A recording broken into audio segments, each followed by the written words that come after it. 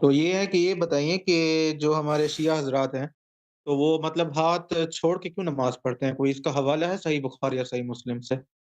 دیکھیں یہ کوئی بخاری مسلم میں کوئی حدیث نہیں ہے کہ رسول صلی اللہ علیہ وسلم ہاتھ ہوں، باندھ کے نماز پڑھتے تھے. کوئی حدیث نہیں ہے، ہوں، کوئی ایک بھی صحیح حدیث نہیں ہے بخاری مسلم میں ہاتھ باندھ کے نماز پڑھتے تھے نا. جتنی بھی احادیث ہیں ان کے نماز پڑھنے کی وہ یہ ہے کہ اس میں ہاتھ باندھنے کا ذکر نہیں ہے. اس میں یہی ہے کہ وہ ہوں، اللہ اکبر کہہ دو پھر اپنے ہاتھ گرا دو، گرا دو. ہاتھ ہوں، باندھنا نہیں ہے، ٹھیک ہے نا. آپ ایک بھی حدیث ہوں، صحیح آپ کو نہیں ملے گا کہ رسول صلی اللہ علیہ وسلم نے ہاتھ باندھ کے نماز پڑھی. بخاری میں یہ ہے آپ مجھے وہ کہ ایک صحابی کہتے ہیں کہ ہمیں حکم ملتا تھا کہ ہم ہاتھ باندھ لیں. کہ وہ نہیں کہتا کہ پیغمبر نے بولا ہے، ہمیں حکم ملتا تھا. اب یہ ہوں، حکم ملتا تھا کب ملتا تھا؟ مثلا عثمان کے زمانے میں تھا، خلیفہ ثانی کے زمانے میں تھا، ٹھیک ہے نا.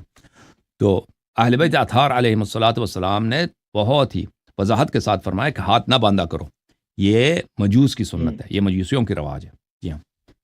آج بھی ہوں۔ جو ہے مالکی اچھا فرقہ یہ جو ہے وہ ہاتھ نہیں باندھتے ہیں. مالکی جو ہے نا، دیکھیں میں آپ کو دکھاؤں کہ اس کی کوئی حدیث نہیں ہے. امام مالک اس مسئلے میں کیا فرماتے ہیں؟ وہ کہتے ہیں یہ سنت ہی نہیں ہے. یہ دیکھیں، یہ المدونۃ الکبریٰ ہے لابن رشد. مدونۃ الکبریٰ خود مالک ابن انس کی ہے، اس کے ساتھ مقدمات ابن رشد بھی ہے. مالک ابن انس کی اپنی ہوں، کتاب ہے مدونۃ الکبریٰ. چاپ دار الکتب العلمیہ کتاب چھپی ہے سن 1994 میں.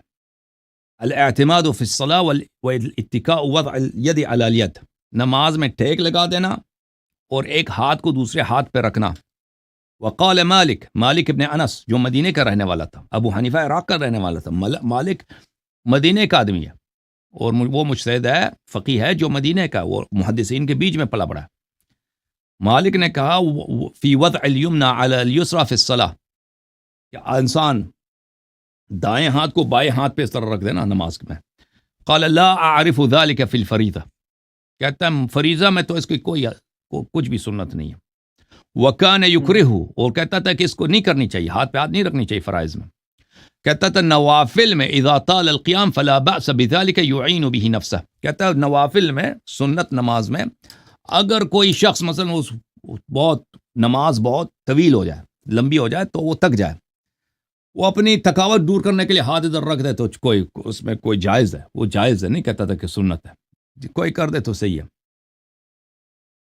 ہوں۔ تو یہ ملاحظہ کر، بتائیے اگر یہ کہ اس طرح کی کوئی حدیث ہوتی، اگر کوئی، میں نے عرض کیا نا کہ کوئی حدیث ہے ہی نہیں اس کا ہاتھ ہوں، پہ ہاتھ رکھ کے نماز پڑھنے کی کوئی حدیث نہیں ہے. اس طرح نہیں کہتا تھا یہ کہ یہ نہیں کرنی چاہیے، یہ فریضے میں ہے ہی نہیں. یہ شرح صحیح بخاری ابن بطال کی ہے، جزء ثانی، صفحہ نمبر 358، ملاحظہ کریں. ورأت طائفۃ ارسال الیدین فی الصلاۃ، ایک بہت بڑے تابعین کا اور صحابہ کا گروہ ہے جو نماز ہاتھ کھول کے پڑھتے تھے. روی ذلک عن ابن زبیر، عبداللہ ابن زبیر، اسی طرح حسن البصری، سعید ابن المسیب، سعید ابن جبیر نے ایک شخص کو دیکھا کہ وہ ہاتھ باندھ کے نماز پڑھ رہا ہے، تو فذهب ففرق بینہما، جا کے اس نے اس کے آنکھیں ہاتھیں کھول دی کہ ہاتھ کھول کے نماز پڑھو. وراوا ابن قاسم عن مالک، ابن قاسم نے مالک سے روایت کیا لا احبہ فی المکتوبہ، اس نے کہا کہ مکتوب نماز میں، واجب نماز میں، فرض نماز میں یہ نہیں پڑھنی چاہیے، ہاتھ پہ ہاتھ نہیں رکھنا چاہیے. ولا بأس به فی النوافل من طول القیام، لیکن جو نافلہ پڑھتا ہے، نماز لمبی ہے بھائی، تک جاتا ہے، ہاتھ پہ ہاتھ رکھتے، وہ اس کی منع نہیں ہے. اس کے اور بھی دلائل ہیں کافی ہے بھائی، آپ سوال دوسروں کو بھی بات کرنے دیں، ٹھیک ہے نا بھائی.